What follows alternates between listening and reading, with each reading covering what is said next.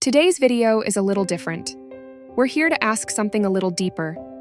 Do these labels, like introvert, extrovert, MBTI, actually help us grow, or are they just putting us in boxes? Because let's be honest, you've probably seen the comments.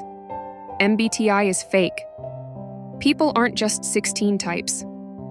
Introvert versus extrovert is way too black and white. And they're not wrong. People are complex, messy, beautifully inconsistent. Some days you might love being around friends. Other days, you cancel everything just to recharge in silence. Sometimes you overthink every word you said in a meeting, and other times, you're leading the conversation like it's nothing.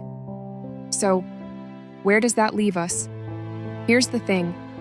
Maybe these personality labels aren't meant to define you. Maybe they're just meant to guide you.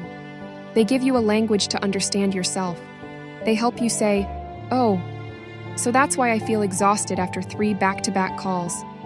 Or, "That's why I love deep one-on-one convos more than group chats." It's not about fitting perfectly into what a BuzzFeed quiz says your type is. It's about noticing patterns and getting curious about your own needs. But here's where it gets tricky. Some people take these labels and turn them into a cage. Like, "I'm an introvert, so I can't do that." Or, "I'm an ENFP, so I'll always be like this."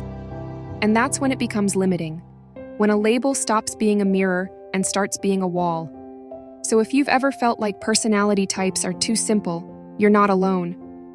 But also, ask yourself this. What if the goal isn't to fit the label, but to use it as a tool? A tool to understand your energy. A tool to show yourself compassion. A tool to better connect with others, especially those who don't experience the world the same way you do. Maybe that's the real value in all of this. Not in finding the perfect label, but in finding language for the things you've always felt but never quite knew how to say. Because how else would you explain the joy of being alone? Not lonely, just at peace. Or that drained, foggy feeling after a day of small talk and noise. Or the way a single deep question lights you up more than hours of surface-level chatting. These aren't just introvert things. They're your things. They're how your brain and body ask for care. And sometimes, naming them helps you feel a little more seen. So, whether you love MBTI or roll your eyes at it, whether you're a textbook introvert or feel like you're somewhere in between, just remember this.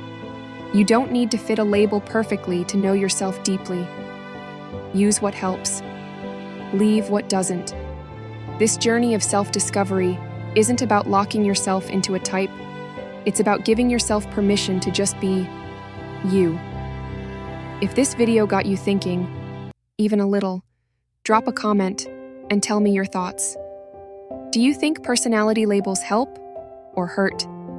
Have they made you feel more understood or more boxed in? And if you know someone who always says, "I don't believe in that MBTI stuff," maybe send them this. Give it a thumbs up if it resonated, and don't forget to hit subscribe.